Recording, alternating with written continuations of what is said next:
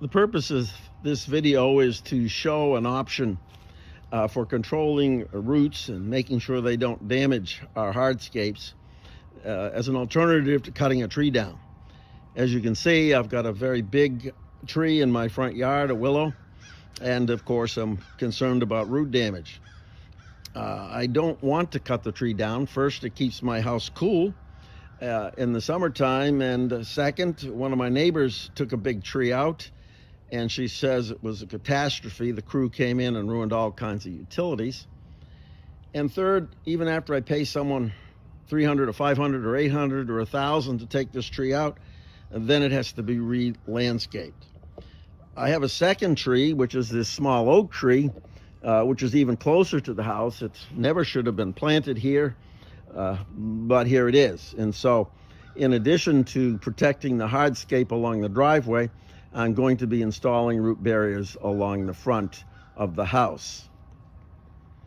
Before you start, of course, you call Miss Utility and have them come for free and lay out where all your utilities are. I did this 2 weeks ago, and we've had some rain, so you can't see any of the markings, but we remember where the utilities are. Basically, the hard gray lines are out along the sidewalk. The electrical and other lines are running right underneath here, and the only other thing that you have to be careful for is the irrigation lines, and to find those, you find your spray heads and take it from there. Now Dave is going to show you how we do it.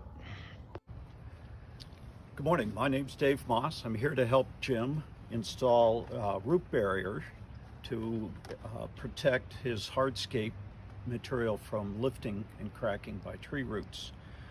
What we're going to be installing is this product from it's just a hard plastic with ribs, and it comes in 10-foot rolls. I purchased 2 rolls online at Walmart for $44.41. It does come in, and this was an 18-inch roll. It does come in a 12-inch roll. Yesterday we were able to dig this trench where we're going to be installing the root barrier.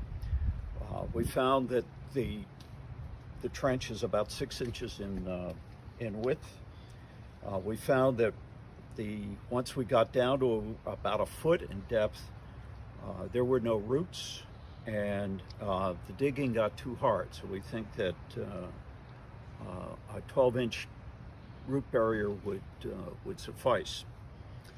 We were using this particular shovel, tile spade, which was purchased.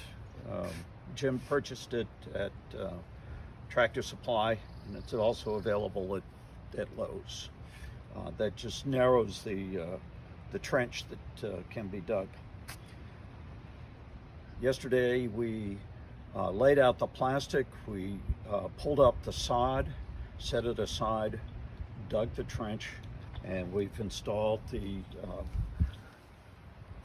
root barrier here, and we will be backfilling it later today. Connections where Miss Utility said they were. One thing we did find is we only found one root of any size, which was near the surface, but there's no indication of any damage to the driveway at all.